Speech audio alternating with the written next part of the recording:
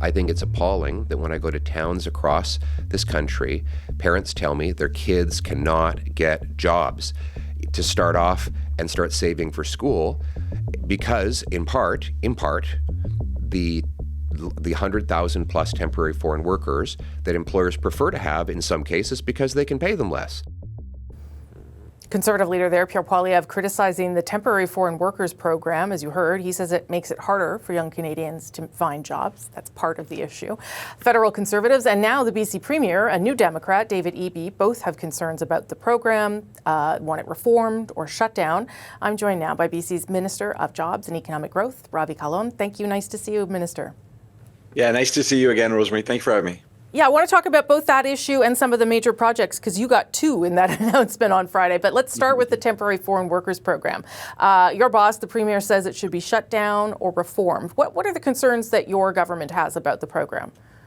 Well, we need reform. We've been advocating for actually years that the federal government work with the provinces, not only in the temporary foreign program, but just rethinking our immigration system. 2023, I became the Minister of Housing. Before this role, I wrote an op-ed urging the federal government to tie immigration to housing starts. And not because we don't want immigration. We need immigration. We're supportive of it.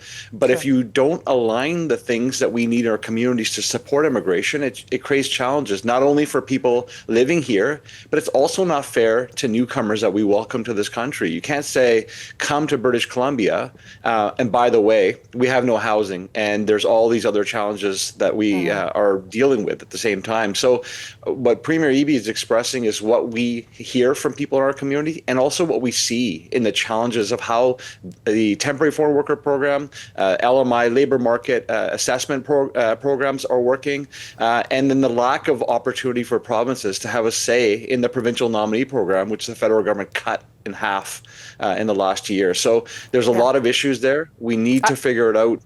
Yeah, I would say the previous Liberal government did sort of put the brakes on the immigration numbers, to your point, because it had increased substantially since COVID, and there was a recognition that they needed to make some changes.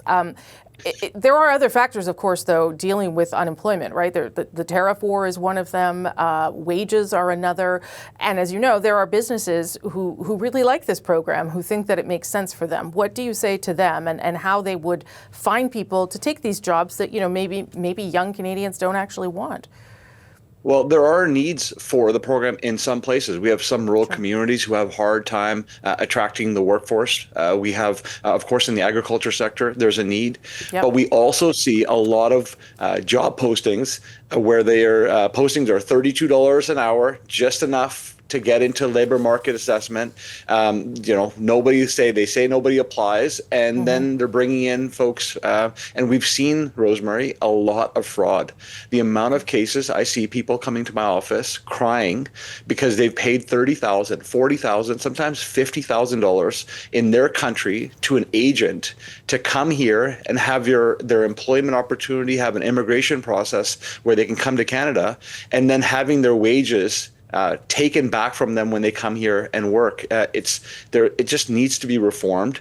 And what it does is it undermines not only people's confidence in our system, but it also undermines wages of people that are working here. And that is a thing we have to address.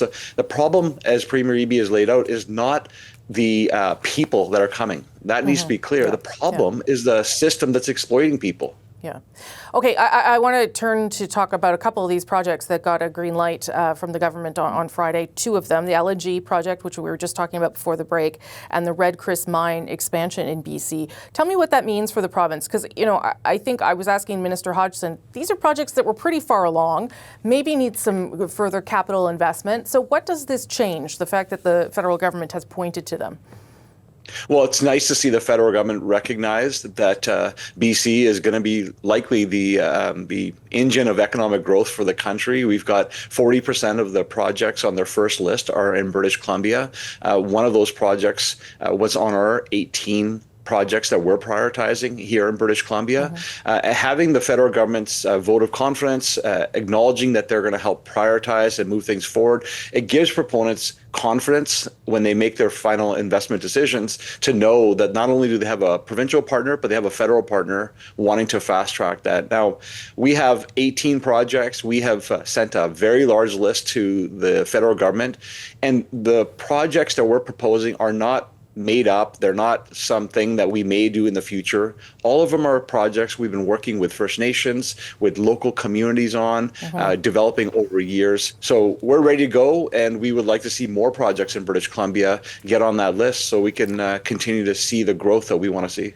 I'm going to suggest that you were inferring by the made-up projects the idea of an oil pipeline, which, of course, Premier Smith still wants. And to be clear, the federal government is not opposed to entirely, but says there, as we all know, there's no proponent. There's no one saying, great, let's build this oil pipeline.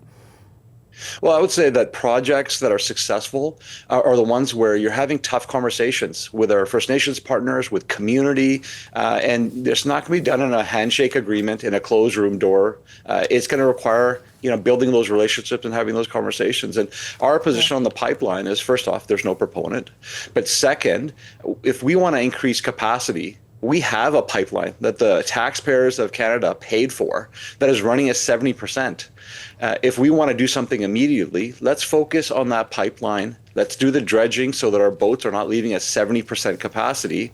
And that could be online by 2027.